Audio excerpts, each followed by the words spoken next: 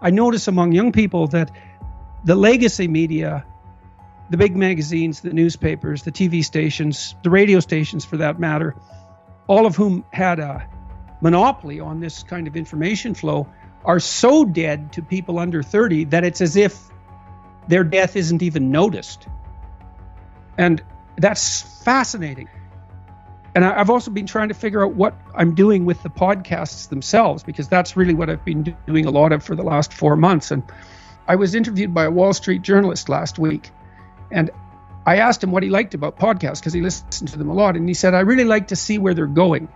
And I thought, yeah, that's exactly it. Because in a legacy media interview, everything is scripted and you're never talking to a person. You're talking to the corporation, essentially. And I'm not being cynical about that. It had to be that way because bandwidth was so expensive. But now you can sit down with someone and you can risk exploration. Of course, that's what Joe Rogan has been doing so well for so many years. You can risk exploration. You can have two people having a genuine discussion about a complex issue. And so they're engaging in dialectical thinking. And if they're good at it, they're modeling it. So they can model high quality dialectical thinking and pull people along on an exploratory journey and make it permanent. And that's completely revolutionary. That's never been possible before. And the possibilities are limitless. And then the next thing is you can take those conversations and you can chop them up into 30-second pieces, minute-long pieces, 5-minute-long pieces, 20-minute-long pieces, and each of those can find a specialized home that can attract millions of views. And so it's as if you could write a book and sell it by the sentence. It's really something.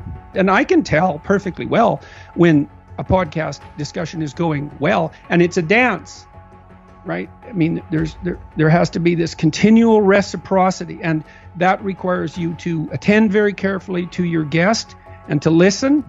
I have some trouble with not interrupting because for a variety of reasons, but some of that's the technological lag produced by Zoom and Skype. The dance is a little more awkward because the timing is off, but it's really fun when it works, and it's working much of the time when I'm talking to my guests. It's really exciting. I have all sorts of people lined up. I'm so excited about it. I think that if in 2 hours you reveal your hand and everyone can see it, you reveal the weaknesses and strengths of your argument, you reveal the weaknesses and strengths of your character. You know, but in some sense you can, even if your character is flawed, like all of our characters are, you know, if you're engaged in something genuine, in a genuine move forward, you're forgiven for that.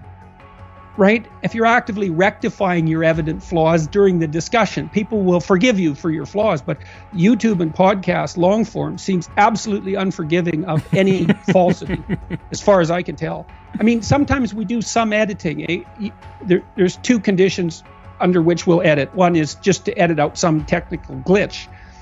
We also allow our guests the option of not having something they said broadcast if they believe they've made a factual error or addressed an argument in a misleading way.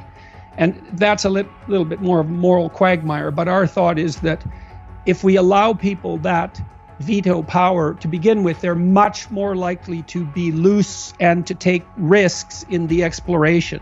And we've had to cut virtually nothing except, I think, 2 factual errors of a few seconds. But it's so interesting because in the comments section, if we ever edit anything, there's skepticism right away. And so that's another indication of how unforgiving the medium is with regards to falsity. I'm trying to get politicians on my podcast.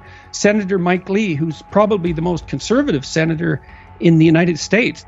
I'm releasing a podcast with him this weekend, and I think he acquitted himself well.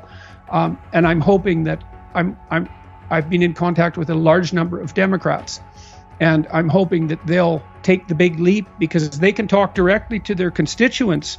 They can talk directly to the people who they're responsible to with no intermediation of bureaucracy, if they dare. But if you're bargaining in good faith, the audience will forgive you for your mistakes. So, but you're punished brutally if you're false. So, and I don't know about you, but I'm really attentive to the comments. I watch how people are responding. And, if 10 people point out something, I'm still working on this proclivity to interrupt. But if 10 people point out something, I try to address it. My team tries to address it because, well, why not? You're probably doing something wrong at some point. If enough people tell you, it's tricky.